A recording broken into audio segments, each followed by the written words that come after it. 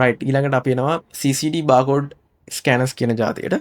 ඒ වගේම මේකට කියනවා linear image barcode scanners කියලත් මේකට කියනවා. රයිට්. එතකොට මේ barcode scanners වලිනුත් 1D barcode technology කියන බාකෝඩ් ලේබල්ස් ජාතික රීඩ් කරන්න හැකියාවක් තියෙනවා. EN13 කෝඩ් 128 කෝඩ් 39 UPG මේ වගේ තියෙන බාකෝඩ් සෙට් එකම මේ රීඩ් කරගන්න හැකියාව තියෙනවා. ලේසර් බාකෝඩ් ස්කෑනර්ස් වලට සාපේක්ෂව මේකේ තියෙන විශේෂවාසියක් තමයි මේකෙදි මොබයිල් ෆෝන් වල නැත්නම් ටැබ්ලට් වල ඒ වගේ ඩිජිටල් ස්ක්‍රීන් වල තියෙන බාකෝඩ් ලේබල් උනත් මේ ස්කෑනර්ස් වලින් රීඩ් කරන්න පුළුවන්. ඒකට හේතුව තමයි මේක අර ලේසර් බාකෝඩ් රීඩර්ස් වගේ ලේසර් ලයිට් එකක් සර්ෆේස් එකට වැටිලා ඒක ඩිටෙක්ට් කරගෙන ඒකේ තියෙන ආලෝකය පරාවර්තනය කරගෙන ඩේටා ප්‍රොසෙස් කරන සිදුවීමක් නෙමෙයි මේකෙදි වෙන්නේ ඉතාමත් සියුම් සෙන්සර් ලයිට්ස් වලින් ඉමේජ් එකක් කැප්චර් කරගෙන ඒක ප්‍රොසෙස් කරගන්න සිදුවීමක් තමයි වෙන්නේ. ඒ නිසා මේකට ඩිජිටල් ස්ක්‍රීන් වල තියෙන ලේබල් උනත් රීඩ් කරගන්න හැකියාව තියෙනවා. අනික එක තමයි මේක සාමාන්‍යයෙන් ලේසර් ස්කෑනර්ස් වල තරම් ගොඩක් දුර තියාගෙන රීඩ් කරන්න බෑ අපිට ලේබල් එක. සාමාන්‍යයෙන් උපරිම සෙන්ටිමීටර 60ක් විතර වගේ ප්‍රමාණයක් තමයි මේ වගේ රීඩර් එකකින් අපිට